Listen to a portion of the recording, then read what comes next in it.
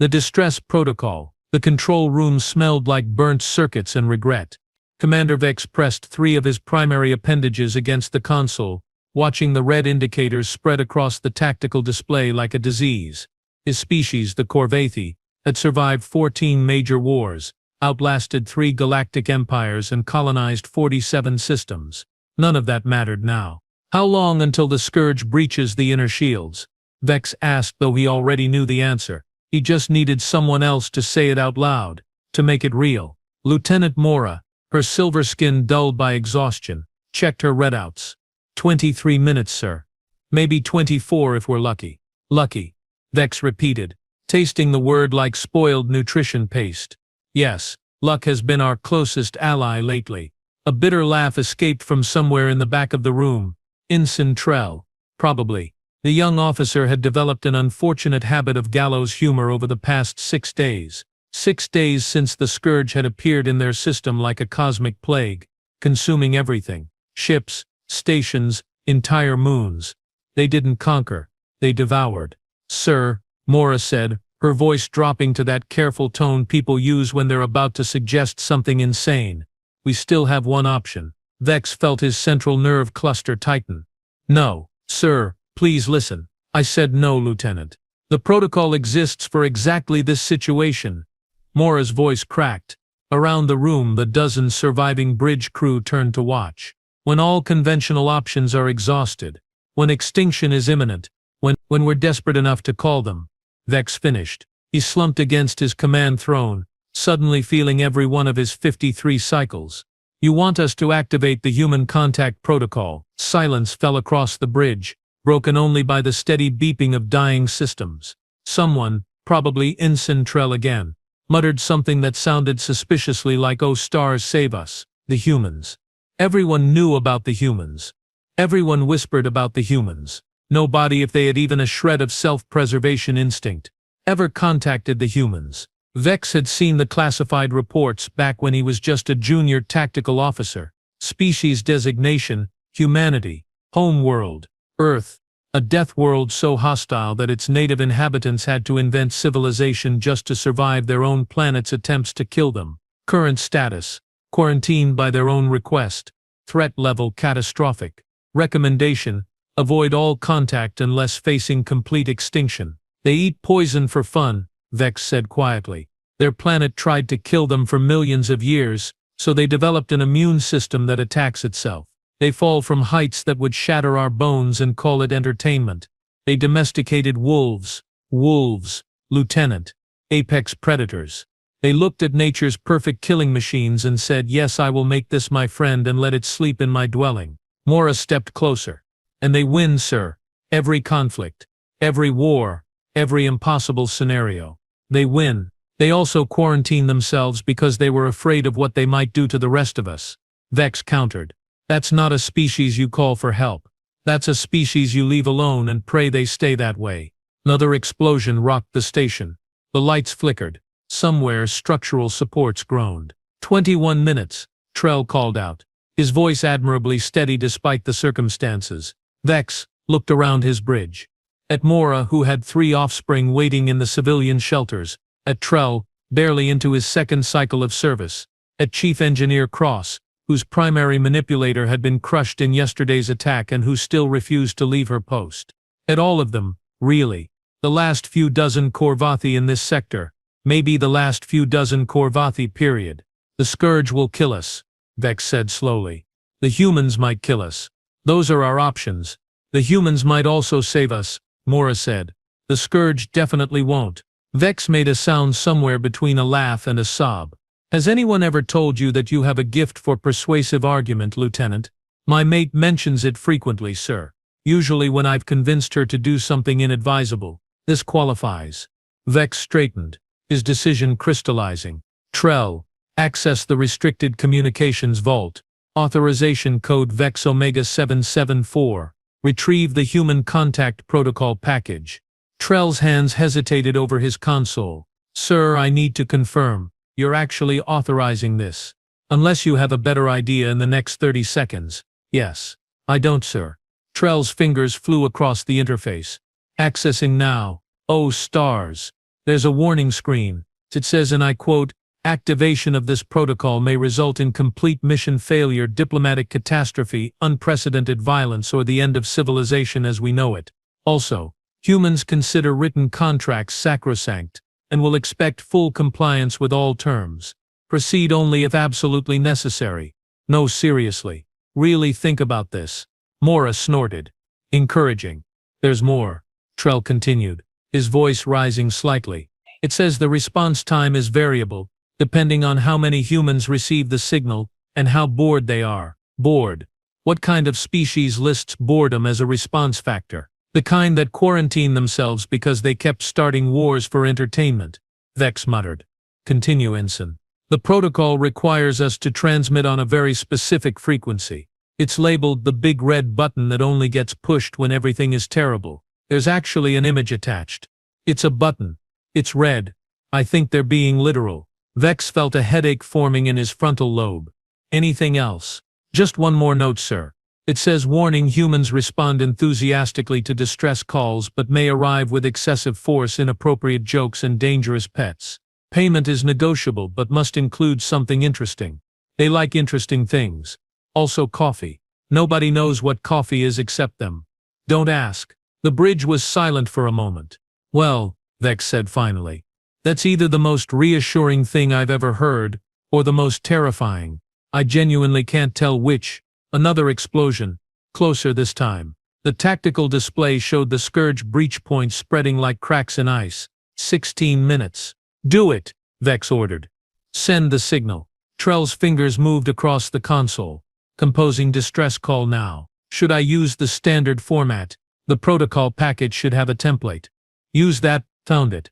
"Oh my. It's very informal." Trell cleared his throat. "It reads, Dear humans, things are bad. Really bad. We are about to die bad. If you're not busy, please help. We can pay you. Probably. Please respond. Urgently. With guns. Lots of guns." "Sir, this is the official template." Vex rubbed his sensory organs. "Just send it. Exactly as written. Transmitting on human emergency frequency. Done. Signal away." The bridge fell quiet.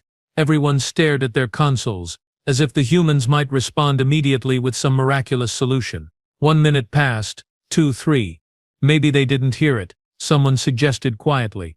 "Maybe they heard it and decided we're not worth the trouble." Someone else countered. "Maybe they're extinct and nobody bothered to update the protocols." "Maybe." Every console in the bridge suddenly blazed with light. Not red warning lights. Not the amber caution indicators they'd grown accustomed to. Bright, blue light. "What in the sacred depths?" Cross breathed. "It's a response," Trell said, his voice climbing an octave. "Already. The signal was active for 4 minutes, and we have a response." "How?" "The nearest human quarantine zone is 60 light-years away." "What does it say?" Vex demanded. Trell stared at his screen. His chromatic patches flickered through several colors associated with confusion and concern. "Sir, you should probably read this yourself." Vex pulled up the message. It was text only, written in Galactic Standard, translated by someone who clearly knew the language but chose to be creative with it. It read, "Yeah. Got your message. Sounds rough. We're coming. ETA 12 minutes. Sit tight. Don't die." "That's an order. Also, you mentioned payment. We accept the following: 1. Interesting technology. 2 exotic food items. 3 cool stories. 4 shinies. 5. Basically anything that's not boring. We'll figure it out. Stay alive. See you soon." "P8, you said lots of guns. How many guns we talking?" "Asking for a friend. The friend is all of us. We like guns." "PP8, if you have any of that purple drink from the Venn system, bring some. It makes us see sounds. It's great." Vex read it twice. Then a third time. 12 minutes, he said slowly. "They said 12 minutes. That's impossible," Mora said. "Even with jump drives. Even with the fastest ships in known space. It would take hours too." The exterior sensors went insane. "Multiple jump signatures," Trell shouted. 7. No 12. No 20.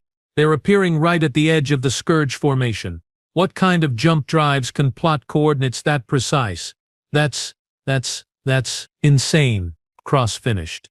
"That's insane. That's suicide. That's suicide." The tactical display updated. 20 ships had appeared exactly where Trell had indicated. They were not large ships, most were barely frigate class.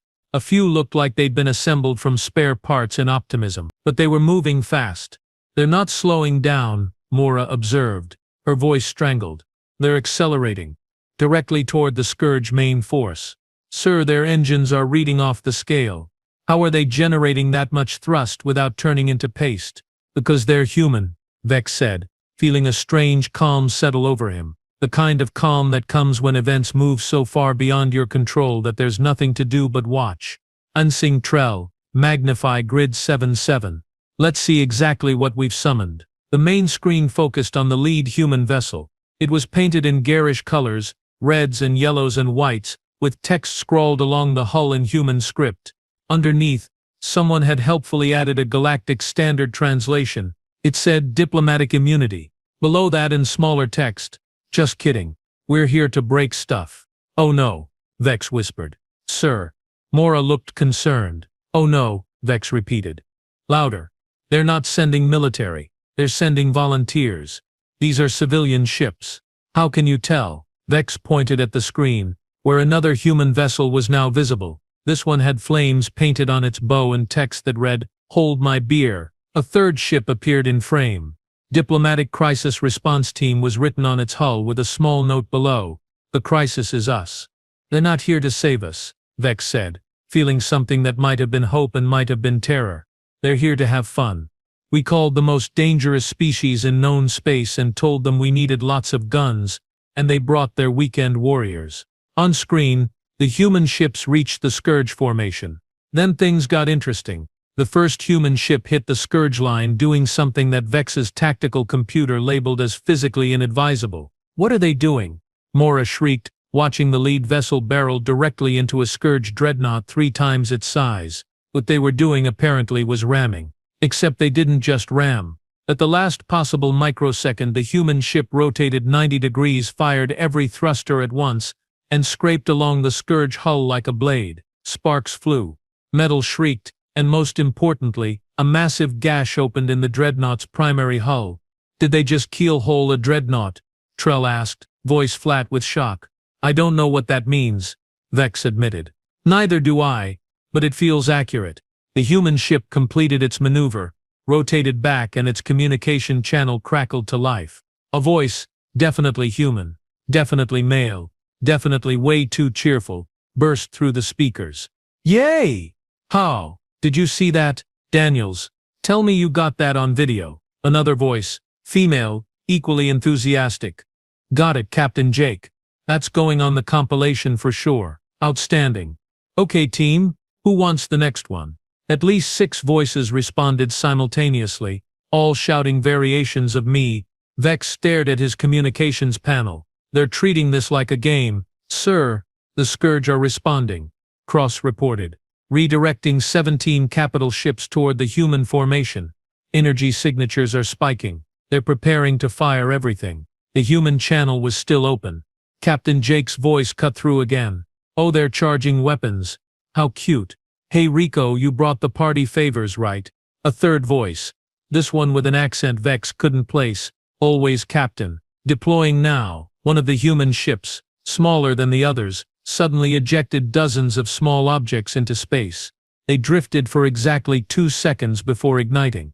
Mines? Mora breathed. They deployed a minefield in active combat space. That's against 17 Galactic Convention articles. Something tells me they didn't sign those conventions, Vex muttered. The Scourge fired. Massive energy beams lanced through space, the kind that could vaporize a cruiser in seconds. The human ships scattered like startled fish, moving in patterns that should have been impossible for vessels their size. They jinked, they rolled, they performed maneuvers that Vex's tactical training insisted were fictional. Not a single beam connected. Instead, the Scourge fleet plowed directly into the minefield. The explosions were spectacular. 3 Scourge cruisers lost propulsion. 1 destroyer simply broke in half. Boom. Captain Jake's voice crowed. That's what I'm talking about. Okay, people, they're mad now. Let's make them madder. Formation Delta 7 stupid. That is not a real formation designation, Vex said to nobody in particular. The human ships regrouped, but not in any pattern Vex recognized from his strategic training. Instead they formed what looked like an arrow, with the largest ship at the point. Then they accelerated again, directly toward the Scourge command carrier. "They're going to ram the carrier," Mora said. "They're actually going to ram it. Do they have death wishes? Probably," Vex admitted. "But I'm starting to think death refuses to collect them." The human formation reached the carrier. At the last moment the arrow split apart. 6 ships went high, 6 went low, and the lead ship fired what appeared to be a massive magnetic harpoon directly into the carrier's bridge section. The cable snapped taut. The ship's engine screamed, and the entire carrier lurched forward, pulled off course, directly into the firing line of its own support vessels. The Scourge fleet fired on their own command ship. The carrier's shields flared, buckled, and collapsed. Secondary explosions rippled across its hull. "They used the carrier as a shield," Cross said, sounding like she was having a religious experience. "They harpooned it and used it as a mobile barrier." "That's brilliant. That's insane. That's brilliantly insane." Captain Jake was laughing now. Actually laughing. "Tag, you're it. Marcus, how's your fuel?" "At 40%, Captain. I can do one more stupid thing." "That's the spirit." "Everyone else, suppressing fire. Let's give them something to think about besides murdering our new friends." The human ships opened up with everything they had. And what they had was apparently a lot more than their size suggested. Missiles, railgun rounds, energy weapons, and something that looked suspiciously like glorified fireworks all streaked toward the Scourge formation. It wasn't enough firepower to destroy the fleet, not even close, but it was enough to scatter them, to break their formation, to turn their organized assault into confused chaos. "They're not trying to win," Vex realized suddenly. "They're buying us time." "Sir," Trell interrupted. "I'm receiving another transmission. Different frequency. Military encryption this time. Put it through." The voice that came through was different from Captain Jake's crew. This one was calm, professional, with an edge of controlled violence underneath. "Military. Definitely. Military. Corvathi Station. This is Commander Lisa Park of the Terran Defense Volunteer Corps, Rapid Response Division. The crazy people you've been watching are our forward scouts, also known as the WID. Got bored and jumped at the 1st Distress Call Brigade. We're the actual cavalry. ETA 4 minutes. Recommend you evacuate all personnel to your most protected sections. When we arrive, things will get loud." Vex felt his breathing sacs flutter. "Commander Park, this is Station Commander Vex. We're grateful for any assistance, but you should know that the Scourge number over 300 vessels. How many ships are you bringing?" There was a pause, then 3. Silence on the bridge. "Did she say 3? Mora whispered. "She said 3. Vex confirmed. 3 ships. Mora continued. "Against 300. Apparently, we're going to die. Probably. But at least we'll die with a really good story," Trell added helpfully. Commander Park's voice returned. "I know what you're thinking, Commander Vex. Trust me, 3 is enough. Park out." The channel closed. On screen, Captain Jake's volunteer fleet was still harassing the Scourge, still dancing through impossibly tight spaces, still generally making nuisances of themselves. 2 of their ships were trailing atmosphere. 1 was on fire, though it was still fighting. 15 ships against 300, Vex said quietly. "For strangers. They're doing this for complete strangers." "Because we asked," Mora said, something like wonder in her voice. "We sent a distress call and they came. Immediately, no negotiations, no demands. They just came." The tactical display suddenly registered new jump signatures. 3 contacts, exactly as promised. Except these signatures were different. Bigger, much bigger. "Sensor readings are off scale," Trell reported, his voice climbing again. "Mass displacement is enormous. These are capital ships. No bigger than capital ships. I don't have a classification for vessels this large." The 3 human military ships emerged from their jump. Vex's primary heart stopped. His secondary heart seriously considered it. They were dreadnoughts. Tholninghold 2. Real, actual, proper dreadnoughts. Each one was easily 2 kilometers long, bristling with weapons armored like mobile fortresses. They moved with ponderous grace, positioning themselves between the station and the Scourge fleet. The lead dreadnought's communication channel opened. Commander Park's voice filled the bridge. but it wasn't directed at them, it was broadcasting on all frequencies, including the ones the Scourge used. Attention, hostile fleet. This is Commander Lisa Park of the Terran vessel Unrelenting Consequence. You are in violation of galactic humanitarian law, specifically the bits about not eating people who don't want to be eaten. You have 3 options. Option 1. Leave immediately. Option 2. Surrender and face trial. Option 3. Find out why humans are quarantined. Vex watched the Scourge fleet on his tactical display. They were regrouping, consolidating around their remaining command vessels. The energy signatures suggested they were preparing for a massive coordinated strike. I don't think they're leaving, Vex said quietly. Neither do I, Mora agreed. On screen, Commander Park sighed.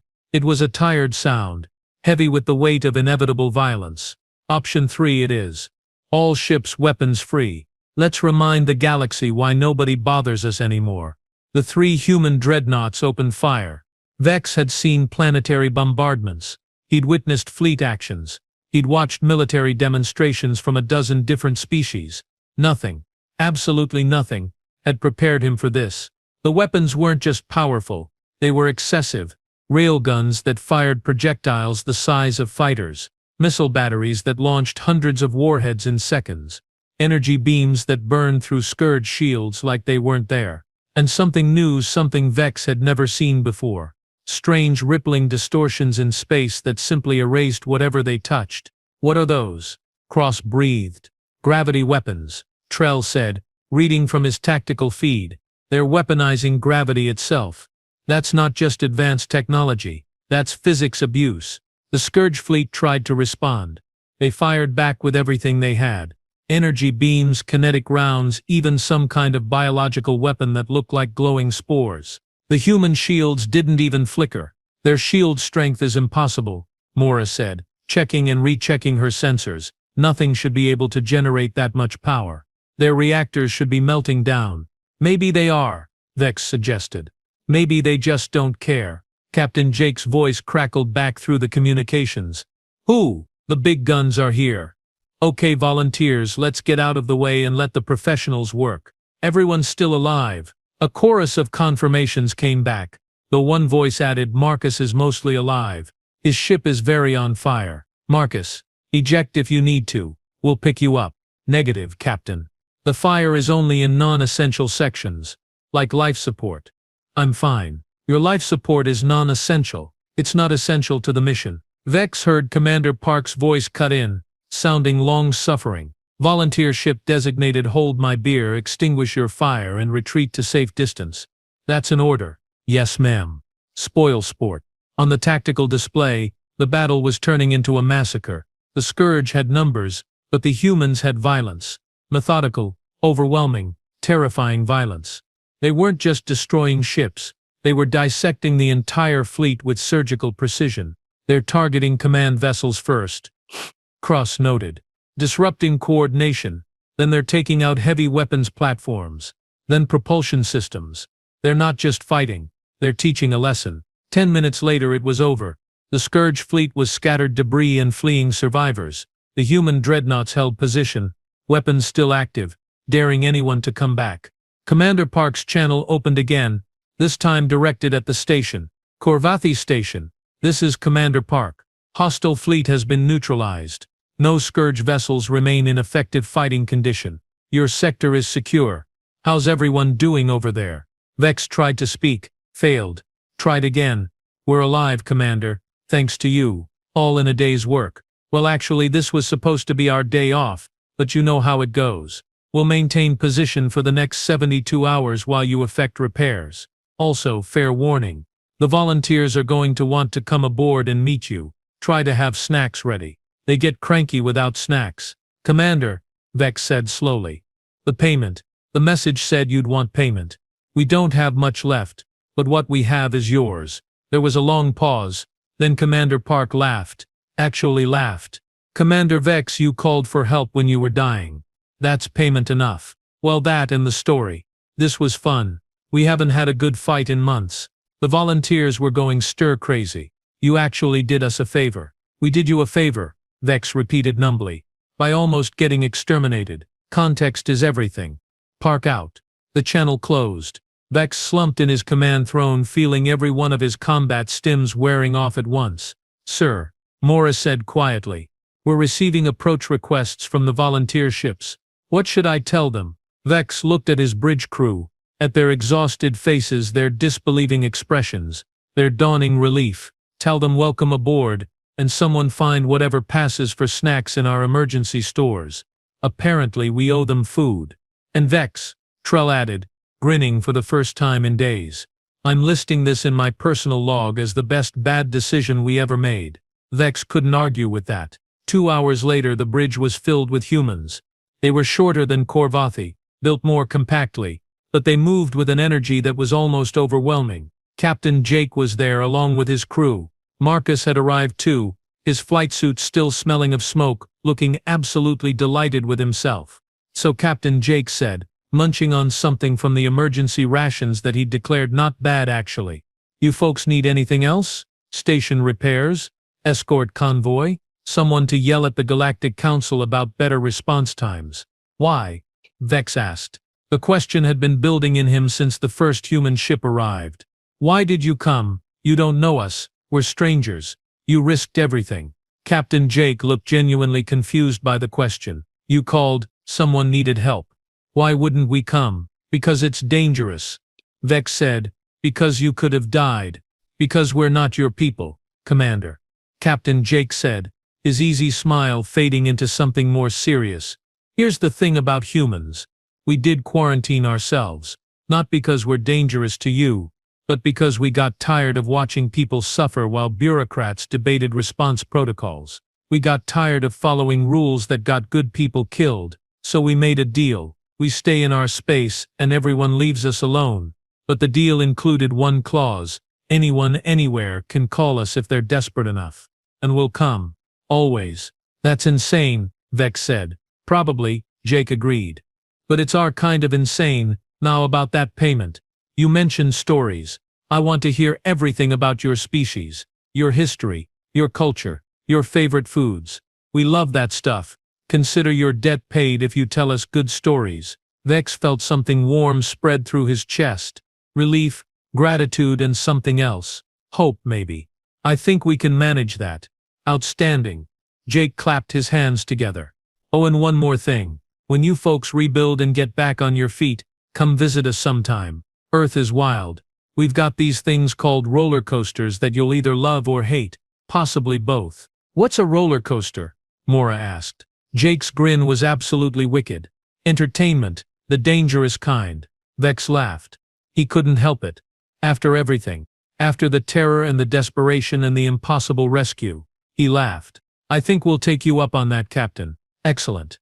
Fair warning though. We're all a little crazy in the best way, but you already knew that." "We did," Vex agreed. He absolutely did. Outside the station, the human dreadnoughts maintained their vigil, silent guardians, watching over strangers who'd called for help, and somewhere in the depths of space, the word was already spreading. The humans had responded to a distress call. The humans had come. The galaxy would remember. And the next time someone was desperate enough to press that big red button, they'd know exactly what they'd get. Violence. Yes. Chaos? Absolutely. But also protection, loyalty, and help without conditions. Because that was the human way. Dangerous, excessive, and absolutely, completely, wonderfully insane. Vex looked at his crew, at the humans crowding his bridge, at the stars outside his viewport. They'd survived. Against all odds, they'd survived. "Lieutenant Mora," he said quietly. "Sir, make a note in the station log. Today we learned something important about the galaxy." "What's that, sir?" Vex smiled. "That when you have no hope left, and you make a final call, sometimes the most dangerous species in the galaxy shows up with jokes, excessive firepower, and an absolute refusal to let you die. And maybe that's exactly what hope looks like." "Noted, sir." The Commander Vex settled back into his throne, listening to the humans laugh and tell stories, and generally fill his broken station with life. The scourge was scattered. His people were safe. And somewhere, somehow, he'd made friends with the most terrifying species in known space. It had been a very strange day, but as Captain Jake launched into an enthusiastic explanation of what coffee was and why it was apparently vital to human civilization, Vex decided that Strange was perfectly fine. Strange had saved their lives. The end.